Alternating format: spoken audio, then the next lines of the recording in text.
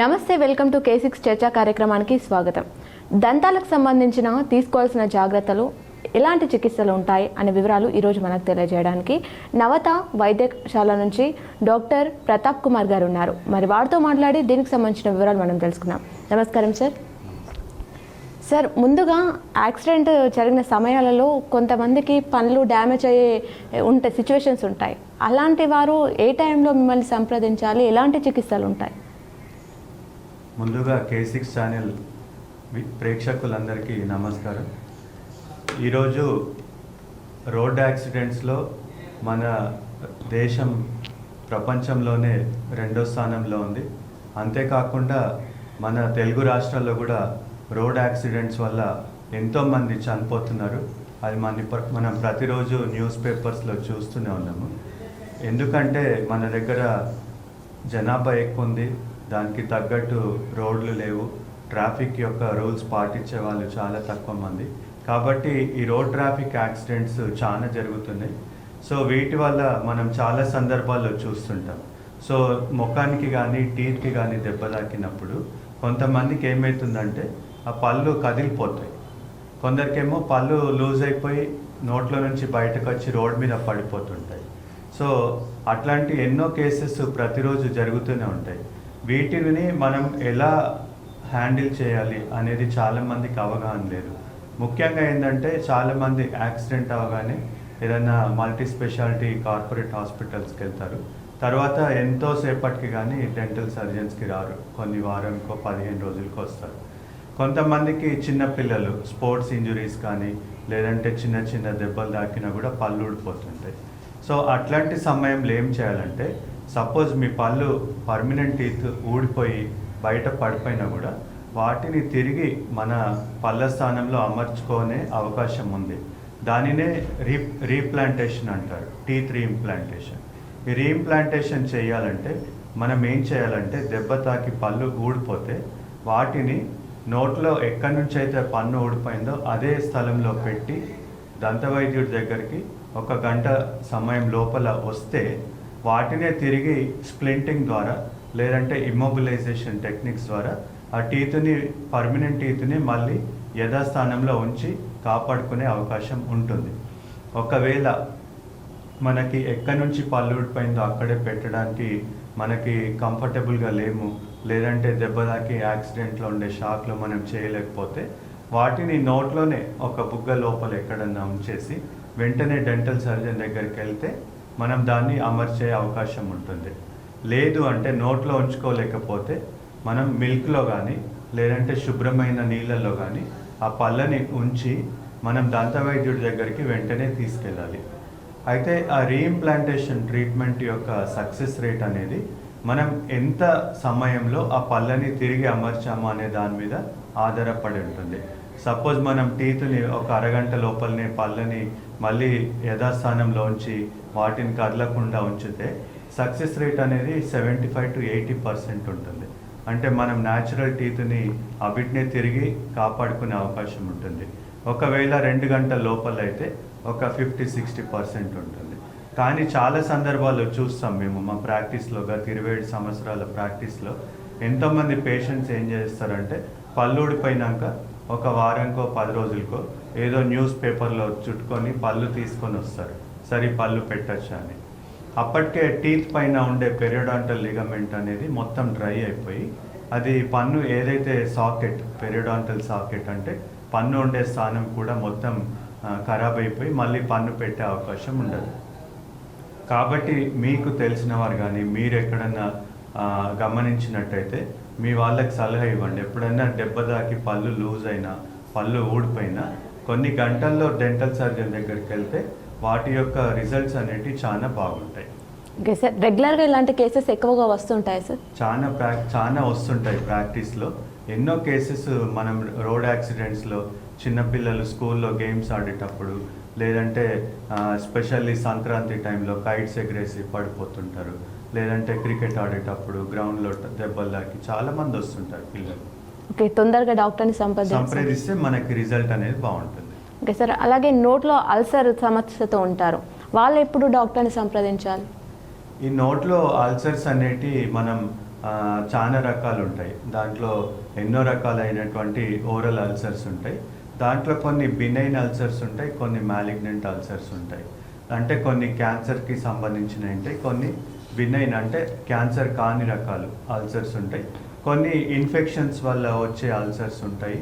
కొంతమందికి పళ్ళు ఎక్కడైనా షార్ప్ టీత్ ఉంటే అవి గుచ్చుకొని లేదంటే అనుకోకుండా పళ్ళు కరుచుకున్నందుకు అట్లాంటి అల్సర్స్ కూడా ఉంటాయి. సో ఈ అల్సర్స్ నోట్లో ఉన్నప్పుడు ముఖ్యంగా కొంతమందికి ఏంటంటే any ulcer, any oral ulcer that is not healing more than a week, ఒక వారం కంటే ఎక్కువ రోజులుగా నోట్లో అల్సర్స్ తగ్గట్లేదు అంటే మీరు వెంటనే దంత వైద్యుని సంప్రదించాలి. ఎందుకంటే నార్మల్ అల్సర్స్ అయితే ఒక 3 to 4 days ఆర్ 5 daysలో అవి తగ్గిపోతాయి. కానీ క్యాన్సర్కి సంబంధించిన అల్సర్స్ ఉంటే మ్యాలిగ్నెంట్ అల్సర్స్ అవి 2 weeks అయినా తగ్గవు. So any ulcer more than a week or 2 weeks నోట్లో తగ్గట్లేదు అంటే మీరు వెంటనే దంత వైద్యుడి దగ్గరికి వెళ్ళాల్సిన అవసరం ఉంటుంది. కొంతమందికి ఏంటంటే రికరెంట్ అల్సర్స్ ఉంటాయి. రికరెంట్ అంటే రిపీటెడ్గా నోట్లో అల్సర్స్ ఉంటాయి. Recurrent after stomatitis, recurrent major ulcers అట్లా ఉంటాయి.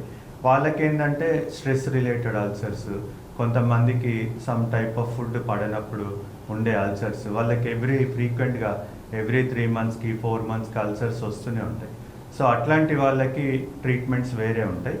Non healing ulcer specially elderly పీపుల్లో, లేదంటే గుట్కా చూయర్స్, లేదంటే జర్దా చూయర్స్లో ఏదైనా అల్సర్ ఉంది అది తగ్గట్లేదు, లేదంటే ఓల్డ్ ఏజ్లో పళ్ళు షార్ప్గా ఉండి గుచ్చుకొని నోట్లో పుళ్ళు ఏర్పడ్డాయి అవి తగ్గట్లేదు అంటే ఖచ్చితంగా వీటికి మనం బయాప్సీ చేసి అది ఎట్లాంటి అల్సర్ అనేది నిర్ధారించుకోవాలి. అయితేనే మనకి ట్రీట్మెంట్ అనేది సరిగ్గా దొరుకుతుంది.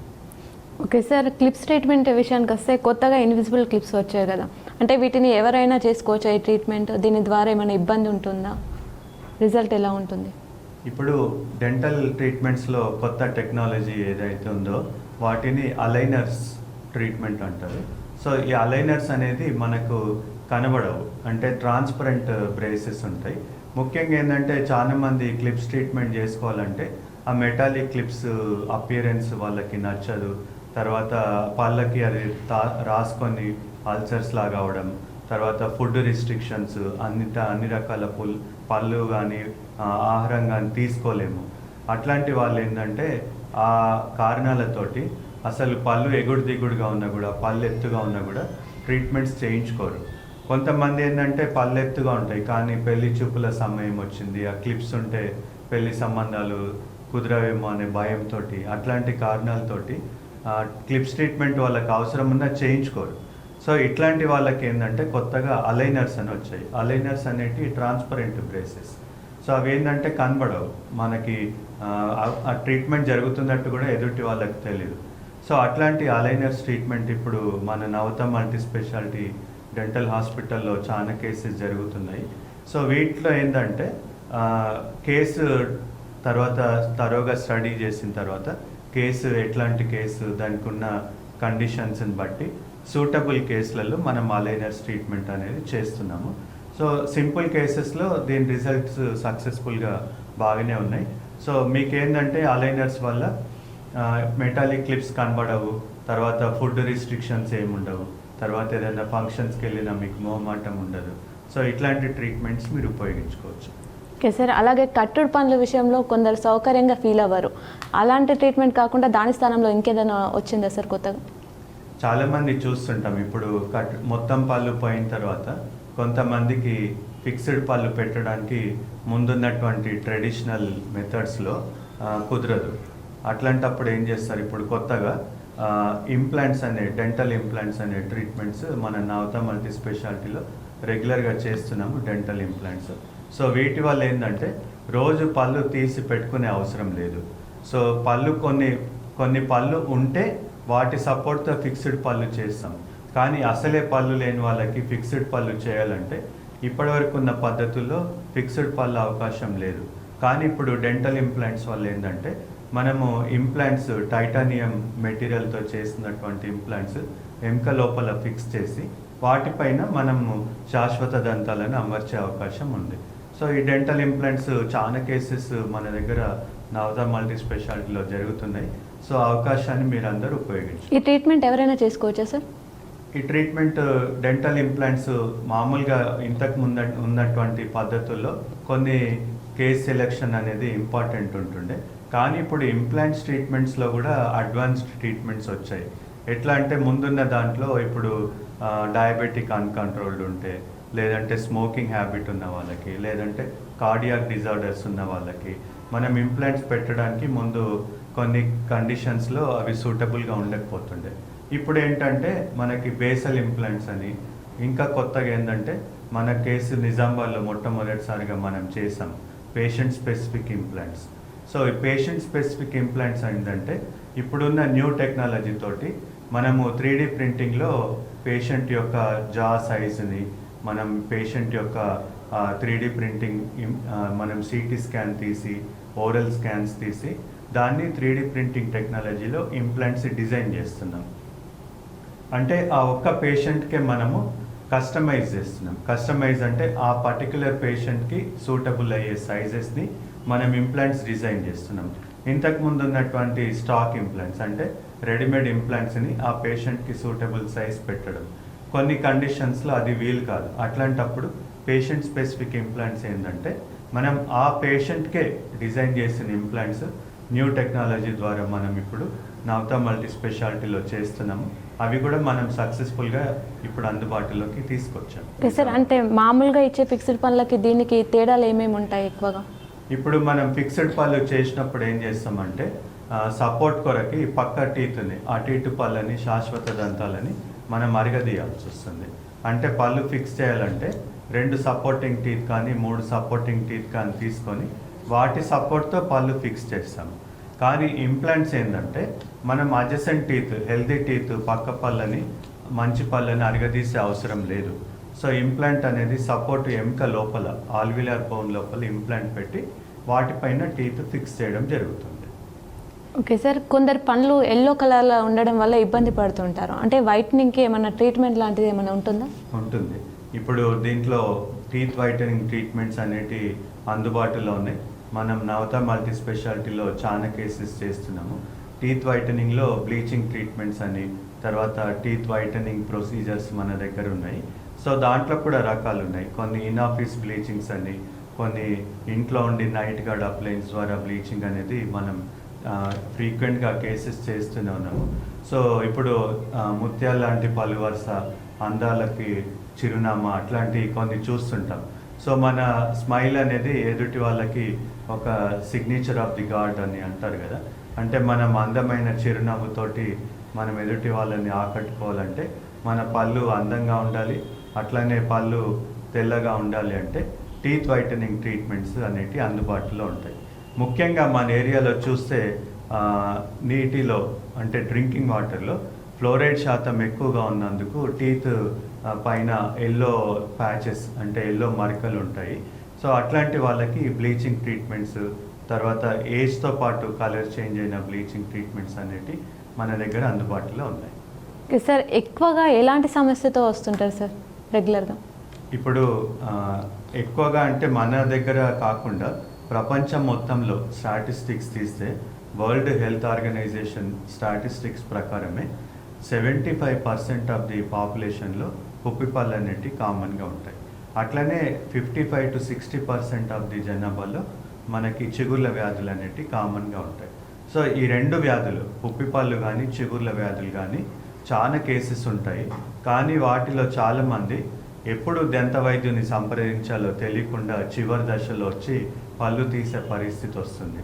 ఒకవేళ అట్లాంటి కండిషన్స్ ఉన్నవాళ్ళు చిగుర్ల ప్రాబ్లం మొదటి దశలో అంటే ఎప్పుడైనా బ్రష్ చేసేటప్పుడు బ్లీడింగ్ అవుతుంది, ఏదైనా గట్టి వస్తువులు తింటే చిగుర్ల నుంచి రక్తం కారుతుంది, లేదంటే పడుకొని లేవగానే మన నోట్లో నుంచి లాలజలంలో బ్లడ్ స్ట్రీక్స్ అంటే రక్తం పిల్లో మీద రెడ్ మార్కింగ్ ఉంటుంది, ఏదైనా గట్టి వస్తువులు తినగానే యాపిల్ లాంటివి కొరికితే బ్లడ్ అనేది దానిపైన మార్కలాగా అంటుతుంది. ఇట్లాంటివన్నీ చిన్న చిన్న ఒక సజెషన్స్ అంటే ఎట్లా గుర్తుపట్టచ్చు అనేది. బ్రష్ చేసేటప్పుడు బ్లీడింగ్ అవుతుంది చాలామందికి. సో వెంటనే మీరు డెంటల్ సర్జన్ దగ్గరికి వెళ్తే ఓరల్ ప్రొఫైలాక్సిస్ అంటే చిన్న చిన్న డెంటల్ క్లీనింగ్స్తో సరిపోతుంది. మనం అశ్రద్ధ చేస్తే ఆ చిగుర్ల వ్యాధి ఇంకా పంటి కింద ఉండే ఎముక లోపలికి పోయి పళ్ళు కదిలిపోయే అవకాశం ఉంటుంది. ఓకే సార్, ఈ సమస్య రాకుండా ఉండడానికి మీరు ఏదైనా ఇచ్చే సలహా సూచన? ఖచ్చితంగా మీరు ప్రతి 6 నెలలకు ఒకసారి మీకు ఎట్లాంటి నొప్పి లేకున్నా, ఎట్లాంటి బాధ లేకున్నా, ఏ డెంటల్ ప్రాబ్లం లేదని మీరు అనుకున్నా కూడా ప్రతి 6 నెలలకు ఒకసారి మీ దంత వైద్యుని ఖచ్చితంగా సంప్రదించండి. ఏదైనా చిన్న చిన్న డెంటల్ ప్రాబ్లమ్స్ ఉంటే ఇనీషియల్ ట్రీట్మెంట్స్లో మీరు క్యూర్ చేసుకోవచ్చు.